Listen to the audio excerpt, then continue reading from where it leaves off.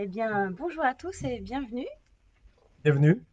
Bienvenue dans ce Facebook Live et aujourd'hui nous allons parler négociation avec Alain Guité qui est présent ici. Nous allons aborder la partie négociation à la fois sur les pratiques, sur les bonnes pratiques, sur la partie technique et également avec moi sur la partie émotionnelle, comment gérer son stress, comment gérer également ses performances. Alors pour me présenter ceux qui ne me connaissent pas, je suis Elisabeth Greffier. Après une carrière de à peu près 20 ans, 20-25 ans dans l'industrie des assurances, où j'étais responsable de services et de département ensuite, j'ai cherché des réponses pour gérer le stress, pour gérer la relation, la communication entre les équipes et pour moi-même et pour mes équipes. Et en regardant toutes les techniques de communication, petit à petit, je suis arrivée aux neurosciences, aux techniques de programmation neurolinguistique, également d'hypnose ericksonienne. Et puis, il y a quelques années, j'ai décidé de monter ce cabinet avec Sylvain Procès, il y a plus de 5 ans maintenant. Et nous accompagnons les entreprises pour notamment tout ce qui est gestion du stress et des compétences et des performances aussi. Merci. Moi, je suis donc Alain Guité. Je dirige un cabinet de conseil et de formation en efficacité commerciale à Orléans et j'interviens sur Orléans, Bois et Tours. Moi, mon métier, c'est d'augmenter la performance des entreprises, d'augmenter leur chiffre d'affaires, leur conquête de parts de marché. Je fais ce métier depuis 2 ans. Avant, j'ai une expérience de 30 ans dans le domaine du management commercial, puisque j'étais directeur commercial dans un grand groupe et dans une PME que j'ai fait grandir avec un associé. Et pourquoi je fais ce métier? Parce que je suis convaincu que la performance d'une entreprise est souvent liée au niveau de compétences et de l'utilisation des bonnes pratiques en technique de vente. Et je l'ai constaté concrètement sur le terrain. Et c'est pour ça que je fais ce métier aujourd'hui et que j'accompagne des entreprises qui souhaitent se développer et acquérir aussi des compétences complémentaires en technique de vente pour toujours s'améliorer et conquérir des nouveaux clients. Mhm. Alors aujourd'hui, comme nous allons parler négociation, on a envie de commencer par vous poser quelques questions, notamment par rapport à cette préparation de l'entretien de négociation ou quand vous le vivez, quand vous y êtes ou quand vous en sortez. On a envie de vous poser les questions suivantes. Déjà au niveau des émotions, qu'est-ce qui se passe pour vous avant l'entretien de négociation? Au niveau des émotions, là encore, qu'est-ce qui se passe pendant? Qu'est-ce qui se passe après? Ou qu'est-ce que vous aimeriez qui se passe pour vous? Comment vous aimeriez vous ressentir, par exemple? Mm. Tout à fait. Enfin, que ressentez-vous quand vous êtes dans une phase de négociation qu'est-ce que ça signifie pour vous négocier? Si vous aviez des mots, des sentiments, des impressions à nous faire part, ça serait quoi, par exemple? Alors, Alors, vous pouvez écrire hein, au niveau du chat, nous évoquer qu'est-ce que pour vous la négociation, quelles émotions vous subissez ou vous ressentez, ou lesquelles vous aimeriez ressentir à la place.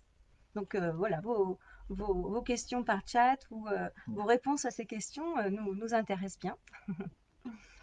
Donc Alain, je propose, pendant que les personnes réagissent, je propose que tu commences à nous ouais. parler d'ores et déjà des bonnes pratiques, des meilleures techniques pour préparer la négociation. Alors déjà, je vais commencer par plutôt une bonne nouvelle parce que une négociation, c'est une étape qui arrive dans l'entretien de vente, mais à un certain moment de l'entretien de vente. Et d'ailleurs, je vous expliquerai après à quel moment la négociation peut intervenir. Et j'ai une bonne nouvelle parce qu'en fin de compte, quand un client ou un prospect souhaite négocier avec vous, c'est que généralement, enfin, c'est souvent le cas, c'est il a besoin ou il veut travailler avec vous. Alors déjà, la première chose, c'est déjà s'en assurer, c'est-à-dire qu'avant de partir dans une négociation, enfin de s'engager dans une négociation avec un client, il est nécessaire déjà de s'assurer que le client, hormis ce point de négociation, qu'il est d'accord, enfin qu'il serait d'accord de travailler avec vous. Oui, parce que parce que ce qu'on va faire ne sert à rien si on n'a pas C'est ça, c'est-à-dire nous, qu'après, négociants, de vérifier ça en amont. tout à fait. Mm. Après, vous allez tomber dans juste un marchandage de prix, puisque le client n'aura pas compris suffisamment la valeur ajoutée de votre offre et en quoi vous apportez une vraie solution à sa problématique. Donc ça, finalement, c'est vraiment une première étape. C'est Mm. ça, une première étape. Déjà, s'assurer ce point-là. En fin de compte, il y a une vraie différence entre faites-moi un prix ou vous êtes trop cher. Par exemple, vous êtes trop cher, c'est plus une objection. C'est quelque chose qui est bloquant, mais c'est pas forcément là où il faut négocier parce que quand vous êtes trop cher, ça veut dire que le client n'a pas pris conscience suffisamment en amont de l'importance et de la valeur ajoutée de votre offre. Donc ça, c'est plutôt quelque chose qu'il faut traiter dans le cadre d'une objection. Alors que si le client vous dit, ben voilà, je souhaite, faites-moi un prix, ça, c'est plutôt une demande de concession, une demande d'ajustement de votre offre. Et là, on rentre dans une phase de négociation. Alors, tout à l'heure, je disais, oui, la phase de négociation intervient à un moment précis dans l'entretien de vente.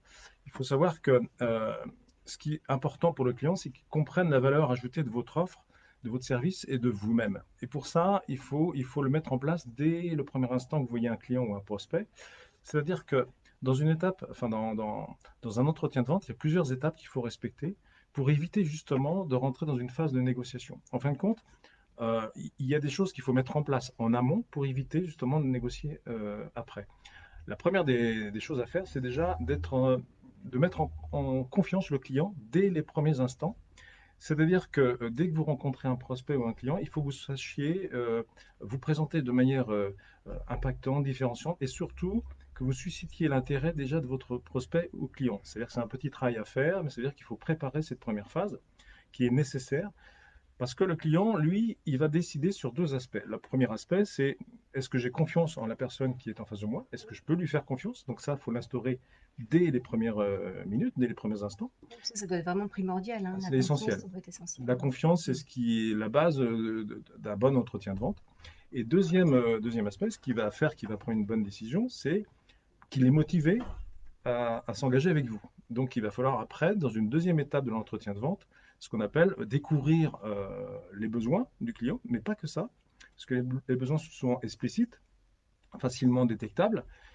Ce qui est plus difficile à détecter, c'est quoi ses enjeux et c'est quoi sa problématique. Et là, il faut vraiment aller très loin dans la découverte, poser des questions qui vont au-delà du simple constat d'un besoin ou d'une attente. Mhm. Et Pourquoi? j'imagine que pour susciter son intérêt, il faut qu'on s'intéresse à lui. Il faut qu'on lui montre qu'on est proche de ses besoins ou qu'on cherche à les comprendre, ses besoins. Alors, c'est ça, tout à fait. Donc, il faut vraiment aller chercher quelles sont ses attentes, ses enjeux. Et la clé dans la découverte, pour faire exprimer un client, il faut lui poser des questions, bien sûr, mais il faut avoir l'intention d'aller au-delà du simple besoin pour comprendre. En fin de compte, c'est plus que écouter, c'est comprendre et identifier, mais quelle est sa problématique et en quoi, moi, après, je vais pouvoir lui apporter une réponse. Voilà, donc ça, c'est en amont des négociations. Si ces deux premières étapes sont bien construites, eh bien, on va éviter les risques de négociation et aussi toutes les objections. C'est-à-dire, la première étape, c'est je me mets en relation avec une personne, un client ou un prospect, pour déjà le mettre en confiance et montrer que j'ai une vraie valeur ajoutée, que je maîtrise totalement mon sujet et que je comprends la problématique de mes clients d'une manière générale et que j'ai une offre, enfin, j'ai une solution aux problématiques de mes clients. Deuxième étape, ce qui est essentiel, c'est je pose des questions, je comprends, j'essaie d'identifier, je mesure. Ça demande beaucoup de temps parce qu'il est important aussi de mesurer la motivation du client et c'est quoi ses enjeux. Une fois que vous avez fait ça, vous êtes légitime ensuite pour justement argumenter, proposer votre offre et surtout la solution qui est complètement adaptée à la problématique du client. Donc, c'est-à-dire que votre solution, elle doit être pertinente, elle doit mettre en avant le bénéfice de votre solution au regard des enjeux du client. Et pour ça, bah, ça demande justement en amont d'avoir fait une bonne découverte. Si vous faites ça, vous allez limiter, un, les risques d'objection, qui est bloquant dans un entretien de vente, et deux, vous allez limiter les risques de négociation. Ça, faut le faire en plusieurs fois, en plusieurs rendez-vous, ou ça peut se faire lors d'un seul rendez-vous? Alors, en compte, tout dépend du niveau d'attente du client, du niveau de motivation. Je vais prendre deux exemples. Si vous avez un prospect qui n'avait même pas pensé à utiliser vos solutions, donc qui est plutôt froid, c'est vrai que ça va demander un peu plus de temps parce qu'il va falloir lui poser des questions euh, qui va lui faire relever, enfin lui faire ressortir sa vraie problématique. Donc, ça veut dire beaucoup plus de temps. Par contre, si c'est un appel entrant, quelqu'un qui a une demande très explicite, ça peut être très court. Mhm. Mhm. Ce qui est certain, c'est que ce soit au premier rendez-vous, au deuxième, au troisième rendez-vous, il faut renouveler ces étapes-là. C'est-à-dire que même si vous avez bien compris les enjeux du client, il faut à chaque fois qu'on a un rendez-vous, remettre le lien avec son client, se mettre en bonne relation et le mettre déjà dans un état de confiance. Mhm. Voilà. Et refaire une découverte, alors qui sera peut-être moins moins étoffé, mais qui permettra de comprendre que vous êtes bien en phase et qu'il n'y a pas des choses qui sont intervenues entre deux rendez-vous, quoi. Mmh. Il verra qu'il a été entendu, qu'il a été compris dans sa demande et ça C'est ça. favorise la confiance. Oui, tout à fait. Mmh. Je dis souvent que la réussite d'un commercial ou d'une vente, c'est souvent lié à la qualité des informations qui ont été collectées et au volume d'informations qui ont été collectées. Et c'est très important parce qu'en fin de compte, le client, il va le ressentir. C'est-à-dire que s'il sent que vous avez été loin dans votre recherche, il va se sentir très en confiance et il va être beaucoup plus motivé pour prendre une décision. Alors, c'est vrai que là, on n'est pas dans le sujet propre de la négociation, mais ce que je suis en train de vous expliquer, c'est que il y a des mesures de prévention, entre guillemets. C'est-à-dire qu'on peut éviter une négociation, mais ça veut dire qu'en amont, il faut mettre en place des étapes qui sont nécessaires, indispensables et qui vous aideront pour la suite. Mmh. Alors toutefois, bien sûr, la négociation, parfois, elle arrive parce que un client, lui, son objectif, c'est bien sûr d'avoir une solution pour son problème, mais aussi de gérer au mieux ses finances ou d'autres contraintes qui sont liées, qui peuvent être demandées dans la négociation. Alors la négociation, elle n'intervient qu'à un moment particulier dans l'étape de l'entretien de vente, qui est plutôt juste avant la conclusion, quand on est à la fin de l'entretien, et elle arrive comme ça, bien sûr, par une demande explicite du client. Donc, c'est ce que je disais au préalable de notre entretien, c'est que déjà, premier point, il faut s'assurer, hormis ce point-là, que le client est d'accord de travailler avec vous et qu'il se voit travailler avec votre solution au service. Parce que si vous ne faites pas ça, vous allez arriver dans une espèce de marchandage et à la rigueur, il n'y aura même pas de décision de prise. La deuxième chose, enfin, il y a trois points importants qui sont nécessaires aussi des principes dans la négociation, c'est qu'il faut veiller aussi à se méfier de ses propres sentiments et de son ressenti soi-même. Parce que parfois, on ressent les choses, mais ça peut être très différent avec la personne en face. Donc, il faut veiller à ça. Oui, ou vérifier son intuition Voilà, pour ouais, pas passer à côté. tout à fait. Mmh. C'est-à-dire qu'on pense qu'on est sur le bon chemin et puis on s'aperçoit qu'il y a juste un petit caillou là qui se met voilà, au milieu du chemin et qui va nous gêner. Donc il faut faire attention et il faut toujours anticiper ce genre de situation. Euh, il y a un point essentiel aussi.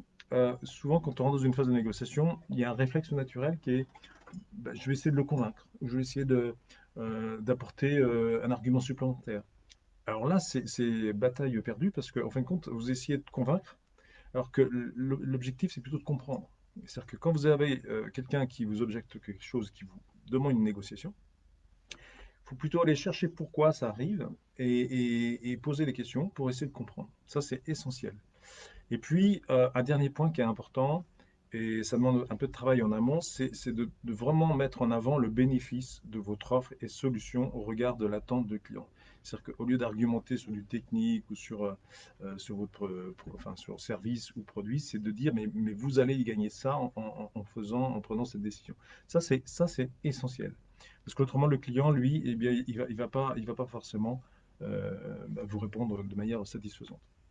Alors, il y a une méthode qui existe dans la négociation, qui est mémotechnique un peu, c'est le REC, R-E-C. Ça veut dire quoi? La première chose, c'est de savoir résister. Donc là, pour le coup, Elisabeth, il y a un point important, c'est comment on peut résister avec la gestion du stress, de ses anxiétés, parce que c'est vrai que c'est souvent un moment de tension, on peut avoir voilà, du stress qui apparaît. Mmh. Et là, c'est important de savoir gérer son stress, sa confiance en soi. C'est ça. Je vois dans les commentaires, effectivement, on a une question sur bah, comment avoir confiance en soi, enfin comment donner confiance aux autres si on n'a pas confiance en soi. On verra ça tout à l'heure. Ah, oui, tout à fait, la confiance, elle se communique. Je Mmh. pense qu'Elisabeth pourra intervenir sur ce sujet de manière très pertinente. Et c'est vrai que la confiance, c'est quelque chose qui doit venir aussi naturellement et il faut savoir la transmettre. Euh, Si on parle de la confiance, le client, dans les premiers instants, il va le sentir, il va vous évaluer, il va vous juger. Et c'est vrai que ça peut aller très très vite. On est presque même dans l'inconscient et enfin, le client le remarque. Mais Elisabeth, tu interviendras sur ce point-là juste après. Donc je parlais de la méthode REC, c'est-à-dire que la première chose, c'est de savoir résister. Donc il y a des techniques pour ça, sur du mental également. Et deuxième chose, c'est savoir engager un client. C'est-à-dire que dans une négociation, il faut résister et puis il faut engager son client sur un objectif commun, en fin de compte. C'est-à-dire que c'est à quoi vous voulez aboutir avec le client. Et toujours pareil, revenir sur le bénéfice que va apporter votre solution et service au client. Et dernier point, ça c'est essentiel, il faut savoir arrêter une négociation, c'est-à-dire que conclure, c'est essentiel. C'est-à-dire qu'il faut savoir conclure et arrêter une négociation. Mmh. Et là, c'est à nous, enfin, d'engager la conclusion ou Oui. c'est attendre que le client...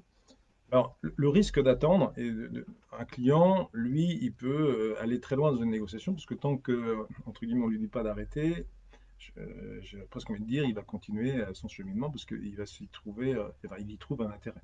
C'est à vous, enfin, c'est à la personne qui porte la vente, qui doit engager la conclusion. C'est-à-dire qu'à un moment donné, il faut dire à un client, bah, écoutez, voilà, je crois que maintenant, nous sommes d'accord, on peut acter votre décision. Si vous ne faites pas, le risque c'est que ça continue sans cesse et que ça puisse ne pas aboutir après à une conclusion quoi, positive. Alors, je parlais des étapes dans une conclusion, dans une négociation, pardon.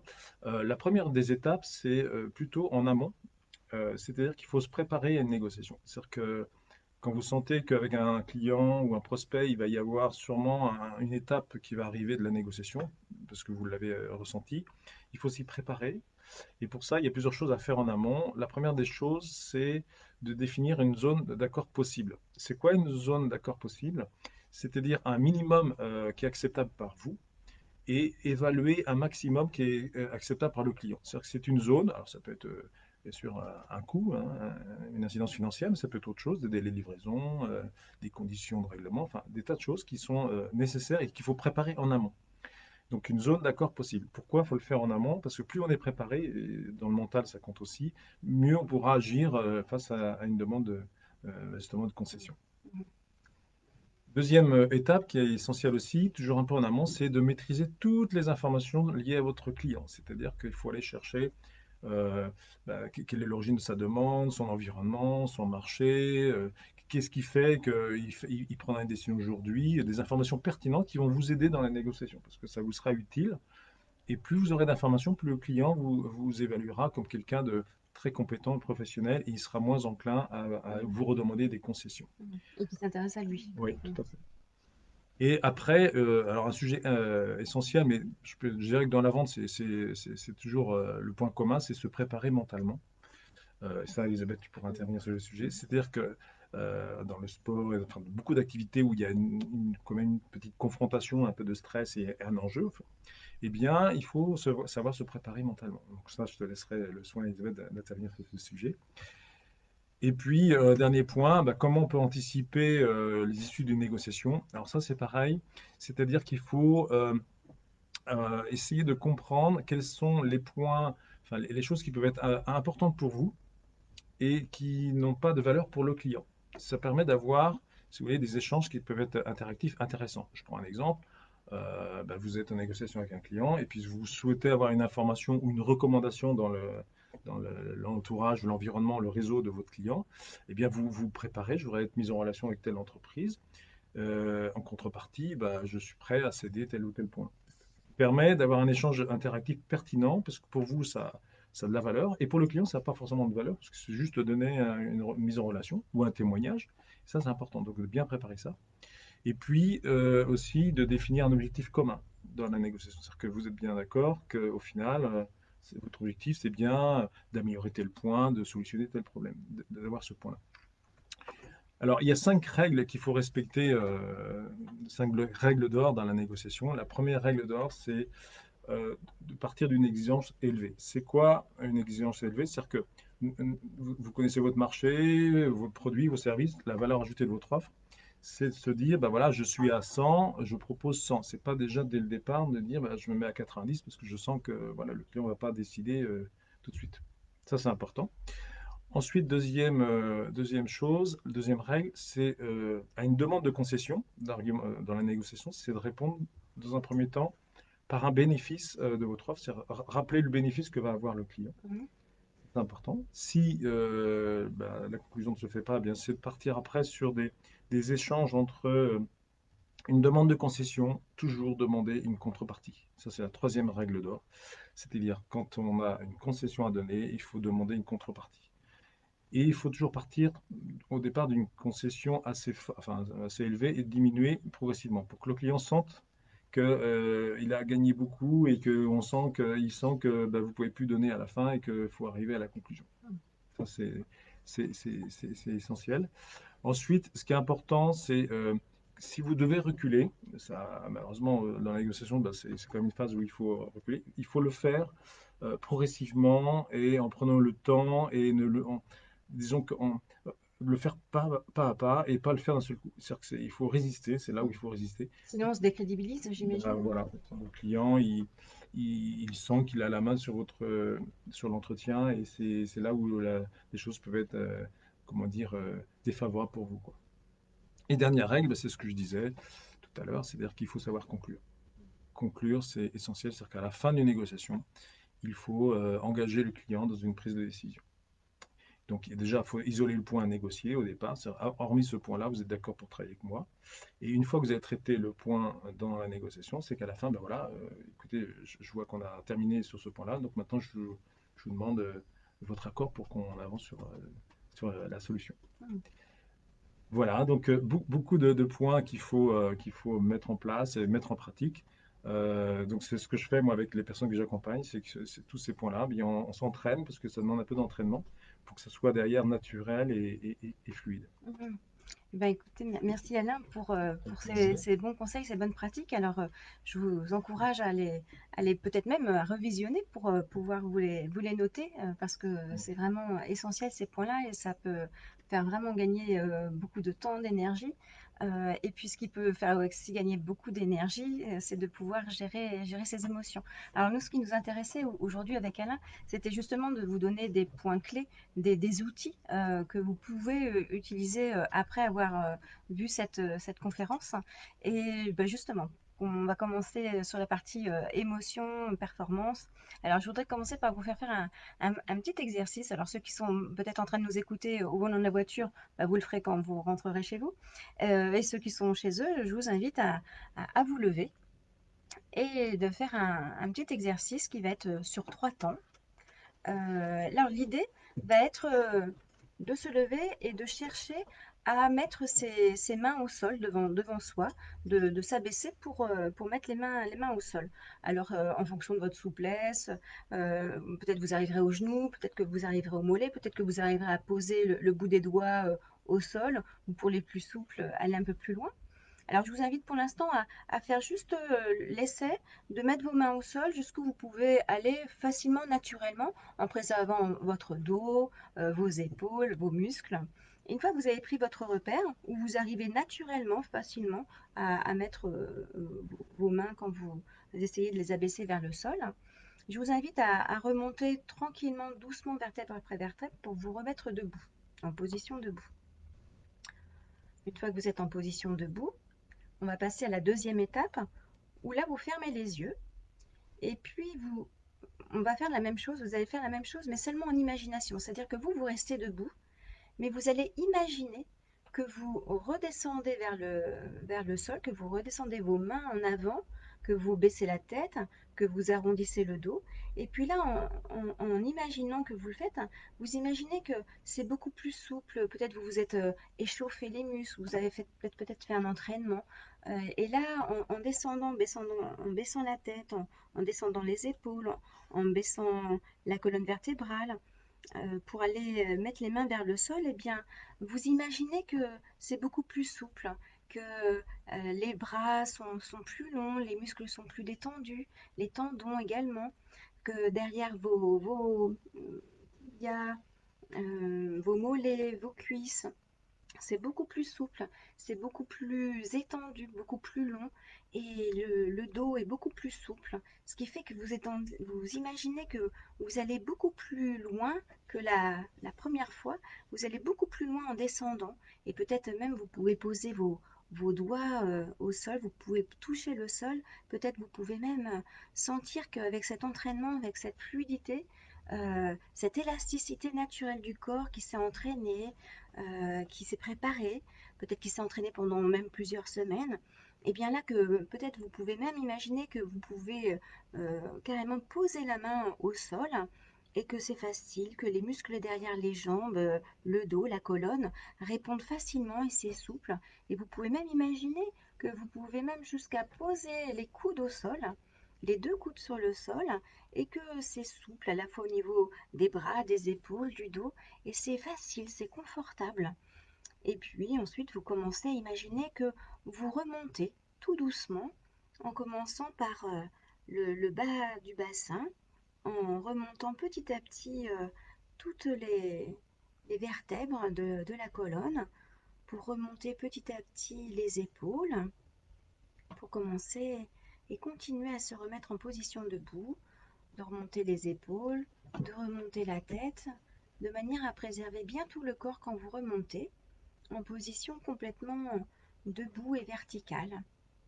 Et puis quand vous avez imaginé que vous remontez complètement, et bien là, vous pouvez ouvrir les yeux. On vient de faire la deuxième étape de l'exercice où on a imaginé qu'on mettait les mains au sol devant nous. Et pour maintenant cette troisième étape, vous restez dans la même position et vous faites exactement la même chose que lors de la première étape. Là, réellement, vous allez réellement devant vous vouloir poser les mains au sol. Et puis là, vous descendez, c'est beaucoup plus souple, c'est fluide, c'est facile. Et facilement, vous descendez les mains vers le sol. Peut-être vous touchez le sol, peut-être vous allez encore plus loin, tout en préservant votre corps, le dos, les épaules. Et là, c'est tellement plus facile. Là, c'est souple, c'est facile, c'est élastique. Le corps est bien fluide, bien élastique. Et puis là également, vous prenez le repère. Là où vous êtes, où facilement vous allez le plus loin possible vers le sol. Une fois que vous avez pris votre repère, et bien là encore, avec beaucoup de précaution, vous remontez tout le dos tranquillement, progressivement, en commençant par le bas de la colonne et en remontant vertèbre après vertèbre vers la position verticale, où là vous soulevez les épaules, la tête, pour vous remettre en position verticale. Et puis, une fois qu'on a terminé ces trois étapes, la question que j'ai envie de vous poser maintenant, c'est qu'est-ce que vous avez remarqué entre la première fois où vous avez fait l'exercice et puis la troisième fois, donc la troisième étape où vous avez fait l'exercice? Est-ce que pour vous, ça a été plus facile? Est-ce que vous êtes allé plus loin vers le sol? Est-ce que ça a été plus facile pour vous? Ou pareil? Ou moins facile? Donc, je vous laisse réagir. Et même là, si on l'a fait de manière très très rapide, eh bien, quand on fait l'exercice, je l'ai fait de très très nombreuses fois, on remarque globalement que la plupart, pour une très très grande majorité des personnes, eh bien, c'est beaucoup plus rapide, enfin beaucoup plus fluide, beaucoup plus facile. Et à la troisième étape, on va beaucoup plus loin au sol, et comme si le corps répondait beaucoup plus facilement, comme si réellement on constatait qu'on avait gagné quelques centimètres de souplesse. Ça peut être 5 centimètres, 10 centimètres, 2 centimètres. Mais on a remarqué que facilement, on allait beaucoup plus loin vers le sol et que tout le corps répondait. On ne sait pas trop pourquoi, parce qu'on ne s'est pas échauffé pendant ces quelques secondes. On a juste fait qu'imaginer. Et ça, ce sont les sportifs de haut niveau qui l'ont compris en premier, qui ont commencé à utiliser ces techniques-là, qui avant étaient utilisées que dans le domaine médical ou psychologique, de thérapie ou autre. Et ce sont les premiers qui se sont aperçus que ce phénomène était vraiment très important. Et qu'en fait, en visualisant qu'on allait faire quelque chose et que ça allait bien se passer, là, en l'occurrence, ils l'ont fait d'abord pour performance physique, hein, des muscles, leur performance physique sportive.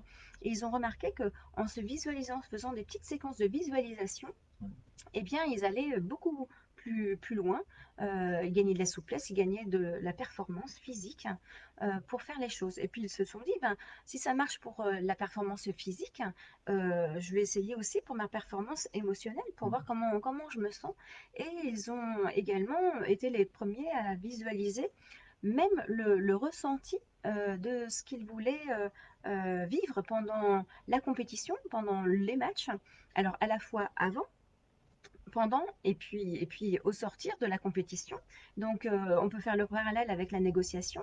Comment j'ai envie de me sentir avant, comment j'ai envie de me sentir pendant cette phase de négociation et comment j'ai envie de me sentir quand je sors de chez mon client, quand je sors de cette phase de négociation. Conditionner le cerveau, hein, sur quelque chose de positif, quoi. Voilà, tout à fait. Alors, non seulement c'est conditionné sur quelque chose de positif, hein, mais les neuroscientifiques nous montrent que ça va beaucoup plus loin que ça, que lorsqu'on se visualise, eh bien, nos mécanismes inconscients ne font pas la différence. Il y a une partie de nous-mêmes, la partie du mental sait qu'on est en train d'imaginer, sait qu'on est en train de penser, mais il y a toute une grande partie de notre corps, de notre intelligence même, qui ne sait pas faire la différence entre ce qui est réel et ce qui est imaginaire et qui se met déjà en ordre de mouvement, qui agit comme si c'était vrai. Alors les neuroscientifiques commencent à nous montrer beaucoup plus de choses par rapport à ce mécanisme. Et là où on est complémentaire dans les objectifs, tout à l'heure, Alain a expliqué plusieurs fois en quoi c'était important d'avoir des objectifs. Et je dirais qu'il y a à la fois des objectifs par rapport à quel prix vous voulez vendre, à quelle quantité, quel produit, quel service vous voulez vendre. Mais il y a un deuxième objectif qui est au moins aussi important que celui-là, c'est dans quel objectif moi je voudrais me sentir. Quel est mon objectif émotionnel? Quel est mon objectif émotionnel avant la négociation? Par exemple, bien, moi, avant cette phase de négociation qui est importante, surtout en cette période difficile où parfois on doit avoir la pression parce qu'on sait que ce gros contrat-là, en ce moment, on en a vraiment besoin. On a besoin de préserver nos marges parce qu'on est dans un climat économique qui est tendu. Et alors, comment moi j'ai envie de me sentir avant la négo? Demain, j'ai une négo importante avec mon client. Comment moi j'ai envie de me sentir ce soir? Comment j'ai envie de dormir cette nuit? Comment j'ai envie de me réveiller demain matin? Mon entretien, il est à 14 heures. Comment j'ai envie de passer toute la matinée de demain matin? Comment j'ai envie de me sentir pendant que je suis avec lui en négociation? On parlait de la confiance tout à l'heure. Est-ce que j'ai envie de me sentir déjà en confiance? Et pour ça, ça va être important pour gérer ses émotions de se définir, moi, de manière idéale par rapport à ce qui va se passer, comment je veux me sentir avant, pendant et après. Et par rapport à cet objectif, pour que ce soit bien clair dans votre tête et pour que vos mécanismes inconscients, ils agissent sur la régulation de vos émotions, de vos performances, c'est important que vos mécanismes inconscients, ils sachent ce que vous voulez. Donc, c'est important de se poser la question, quelques secondes ou quelques minutes, de se dire, bon, allez, c'est quoi mon objectif? Comment je veux me sentir avant, pendant et après? Et quand vous vous posez cet objectif, ce qui est important, c'est de se la poser. Moi, j'aime bien mettre la règle des 3 P. Alors, on connaît les objectifs SMART, où l'objectif dépend de soi, il est atteignable, il est mesurable, il est défini dans le temps. Ça, pour ceux qui ne connaissent pas, vous pouvez aller sur Internet, objectif SMART. C'est toujours intéressant et c'est valable pour tout. Je dirais que pour pour la posture émotionnelle, on y rajoute, nous, la règle des 3 P. 3 P, P comme positif. Il est vraiment important, et les neuroscientifiques nous mettent bien en évidence ce mécanisme, se poser la question, se poser de son objectif en positif. C'est par exemple, si on se dit, je vais arrêter d'avoir des bouffées de chaleur, ou de rougir si je suis mal à l'aise, ou d'avoir la voix qui tremble, ou je veux arrêter de perdre mes mots, là, on va se programmer pour conforter ce malaise, et on va se programmer pour perdre nos mots, pour bégayer, pour... L'idée, c'est non, de se formuler son objectif en positif. Eh bien, dès l'instant où je rentre dans l'entretien de vente, ma voix est posée, mon rythme respiratoire est calme, je me sens détendue à hauteur de 9 sur 10, confiante à hauteur de 9 sur 10. Donc c'est important de définir son objectif avec une petite phrase vraiment tournée en positif. Et vous verrez, ça semble vraiment évident, mais quand vous allez le faire, vous allez voir que on est un peu déformé, hein. Surtout en France, on dit souvent ah bah c'est pas mauvais. Bah, dit que c'est bon alors. Ah bah c'est pas mal. Bon bah c'est bien alors. Et en fait, on dit souvent, on formule souvent en négatif. Ça, on le fait plein de fois dans la journée. Donc, pour vous-même, pour vous fixer votre objectif pour vous-même, hein, en autorégulation des émotions, même en auto-hypnose, on en touchera deux mots tout à l'heure, de tourner en positif, c'est essentiel pour vous et même pour ce que vous attendez des autres. Le deuxième P, donc P pour positif, le deuxième P, c'est précis. Tout à l'heure, je viens de dire, je vais me sentir confiante à hauteur de 9 sur 10. En fait, vos mécanismes, quand vous allez vouloir les programmer pour qu'ils vous fassent ressentir des émotions, c'est important de leur dire avant, de manière précise, de quelle émotion il s'agit et surtout de quelle intensité vous voulez la vivre. Par exemple, prenons le stress. Le stress, quand on a un entretien important, c'est super positif et favorable d'avoir un stress qui monte un petit peu parce qu'on va être bien réveillé, bien stimulé. Nos neurones à l'intérieur, là, dans notre tête, ils vont être bien réveillés, bien faire les connexions avec nos souvenirs, nos argumentaires de vente, etc. Donc ce stress, il va être plutôt favorisant s'il monte un petit peu. Par contre, si le stress il monte beaucoup plus, alors je sais pas, prenons une échelle de 0 à 10, si le stress il monte à 3, 4, 5, là il peut être par exemple très favorisant. S'il va monter à 6, 7, 8, 9, 10, et bien au contraire, c'est l'inverse qui se produit. Et là, on va être victime du stress. Là, on va perdre nos moyens, on va plus se souvenir de nos arguments, on va plus se souvenir de ce qu'il nous a dit notre client, on va peut-être mélanger avec un autre client, on va plus être sûr de nous, on va mélanger les grilles tarifaires, enfin, on va être voilà, moins performant.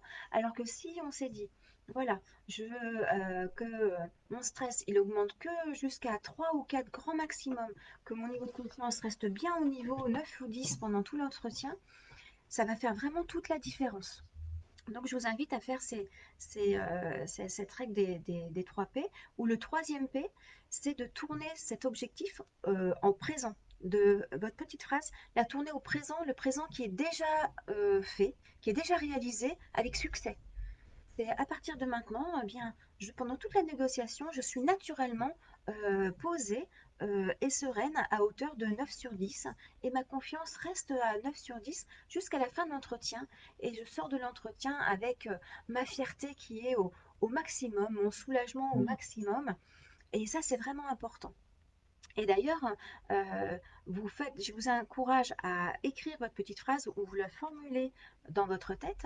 Et puis, pour revenir à l'exercice qu'on vient de faire là, en posant les mains au sol, eh bien, à faire des séquences de visualisation. Et ça, c'est une des techniques. Nous, ce qui nous intéresse, c'est vous donner quelques techniques clés hein, que vous allez pouvoir utiliser dès à présent. On n'a pas le temps de vous faire toute une formation, bien sûr, mais ne serait-ce que vous poser avant l'entretien de négociation et de vous faire quelques séquences qui vont durer 3, 4 minutes, peut-être 5, 10 minutes, où vous allez imaginer avant l'entretien de vente, où vous allez imaginer que vous allez vous sentir bien, bien vous endormir, passer une bonne nuit de sommeil, que vous allez vous réveiller en pleine forme, que vous allez vous diriger vers le lieu de l'entretien. Et puis là, d'aller imaginer, faire ces phases de visualisation où vous allez imaginer comme si vous aviez une caméra au loin qui vous filme avec votre client, et puis que d'après vos gestes, d'après vos mimiques, la tête du client, vos arguments, eh bien, vous allez imaginer que tout se passe bien, que vous trouvez le bon ton, les bons ressorts, les bons arguments qui vont bien. Surtout, vous cherchez euh, vous n'avez pas le son. Imaginez que vous n'avez pas le son, que vous ne cherchez pas quels mots vous allez bien pouvoir lui dire. Là, vous imaginez que vous avez une caméra au loin qui vous filme sans le son, mais en observant comme ça, on voit que ça se passe bien. Et puis, vous pouvez imaginer aussi que vous avez une sonde intérieure, ce baromètre là d'émotions, puis vous sentez que hop, ça reste bien à 9 sur 10, ou sur la confiance, la sérénité, que le stress, bah, il est bien géré. Là, il est à 3, super, on ressent tout le stimulant. Là, hop, ça monte à 4, mais là, c'est super, on sent encore bien le tonus que ça nous génère en nous, la petite montée d'adrénaline qui est juste là, bien dosée. Et puis, ben, naturellement, ça reste bien à ce niveau-là. Et ça, voilà, pendant tout l'entretien, même quand il y a des moments difficiles, eh bien, ça reste à ce niveau-là.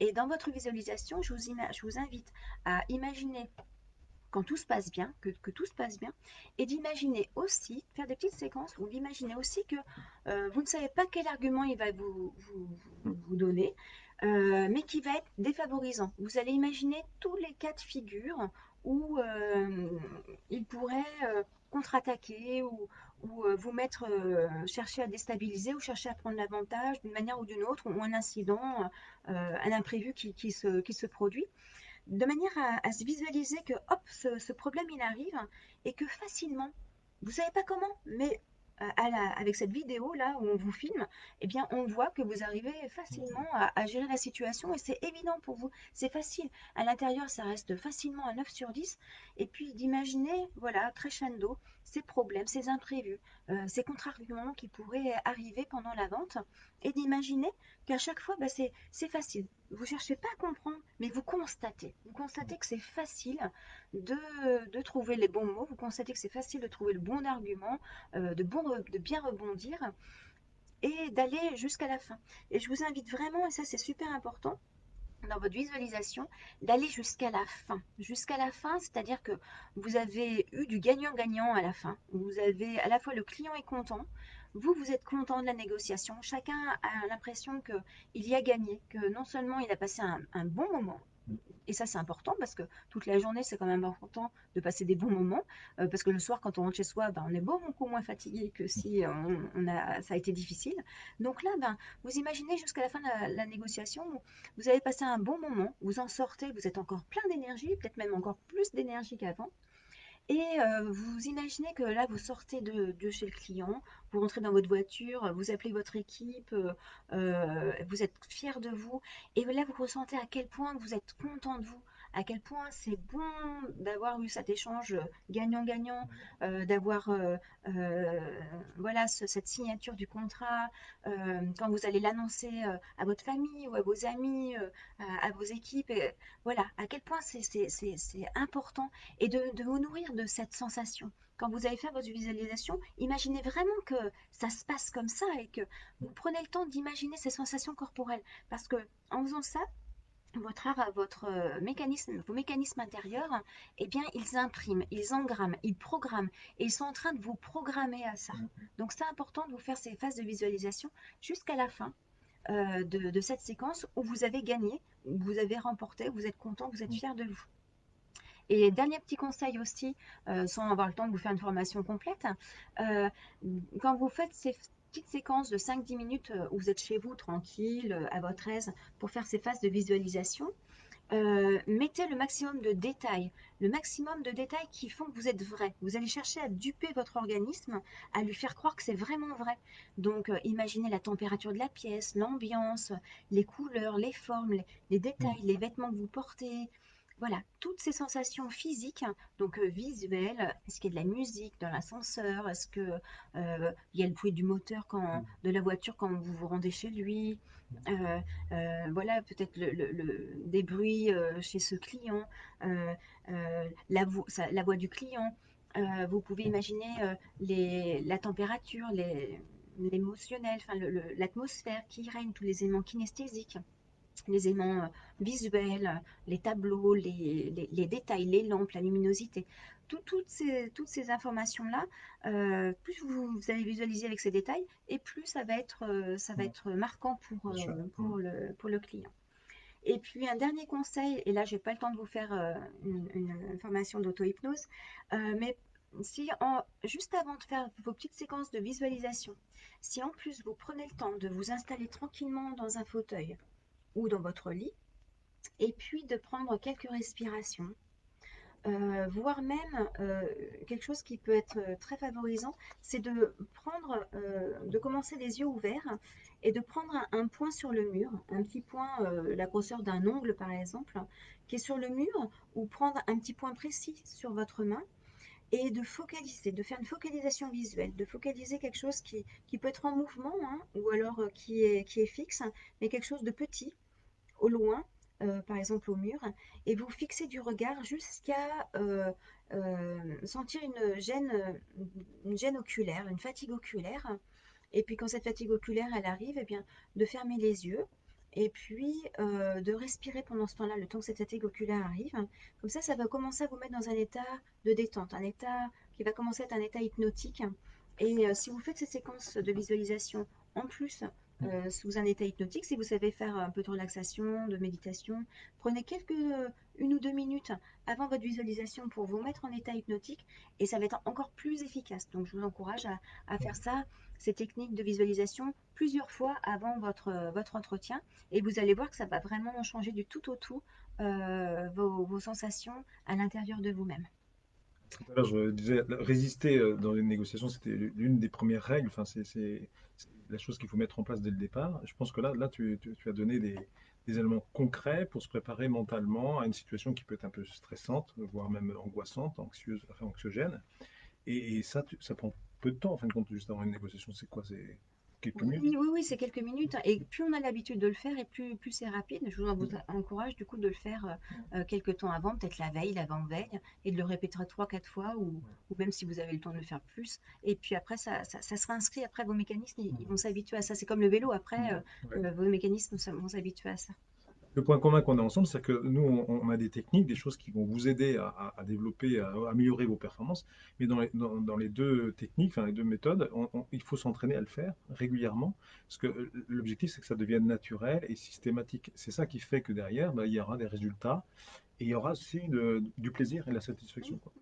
Oui, ça va devenir fluide, C'est ça. et on passera. L'idée, c'est de passer en plus des bons moments Ouais. et de garder son énergie, hein, parce qu'il faut savoir que toutes les émotions qu'on subit trop fort, elles nous Ils pompent prennent de l'énergie, ouais, bien sûr. notre énergie, tout à fait.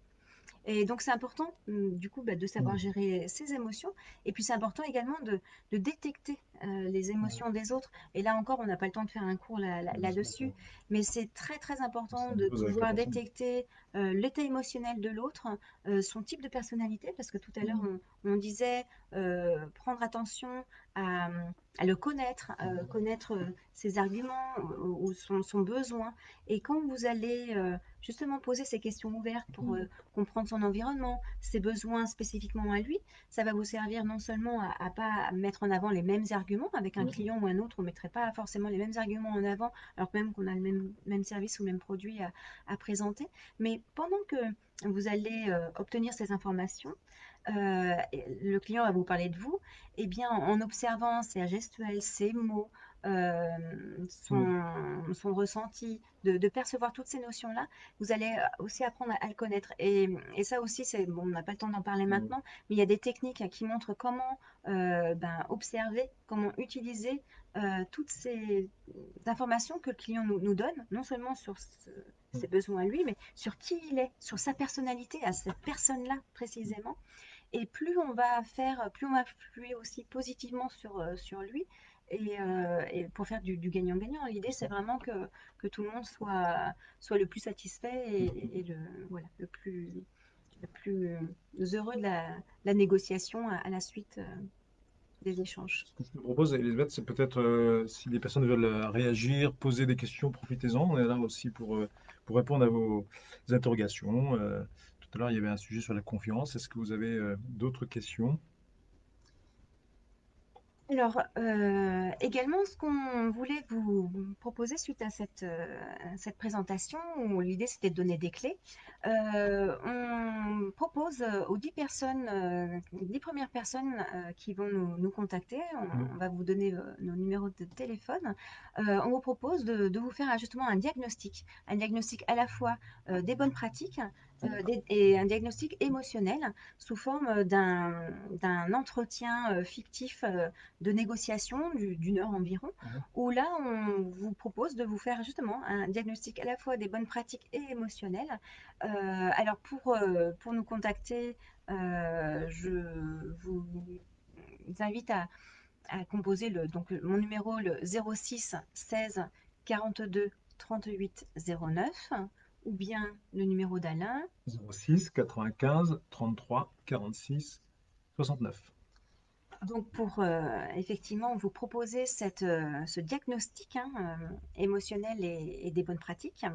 Et puis on est également prêt à répondre à toutes vos questions, tous les compléments d'informations que vous souhaitez sur ce sujet qui nous passionne, à la fois sur la négociation, mais sur aussi plein d'autres domaines, plein d'autres situations récurrentes dans la vie professionnelle. Pour autant passer une bonne journée professionnelle, pour avoir plein encore d'énergie le soir quand on rentre à la maison, quand on fait ses loisirs. Et voilà, c'est ce qu'on voulait vous proposer aujourd'hui. Un bon moment. En tout cas, nous, on a essayé de vous donner un maximum d'informations et de clés pour mettre en pratique dès maintenant ces techniques de négociation, que ce soit des techniques de vente ou des techniques plutôt de préparation mentale. En tout cas, nous, on est à votre disposition justement pour réaliser ce diagnostic et vous accompagner, vous aider si vous voulez aller plus loin. Ce qu'il faut retenir, c'est que de toute manière, ce qu'il faut faire, c'est prendre les techniques et les répéter, les mettre en scène, s'entraîner. Et c'est comme ça qu'on progresse. Donc, on vous invite à nous contacter. On vous donnera aussi toutes les étapes qu'il faut respecter pour monter en compétences et s'améliorer. Mhm. Voilà, et puis rendre les choses les plus faciles, les plus fluides pour vraiment y prendre du plaisir et s'épanouir dans le travail et ailleurs. Eh bien, merci à tous. On Merci. était On vous souhaite ravis une de excellente journée partager avec vous et à très et à bientôt. très bientôt. Merci. Merci, au revoir.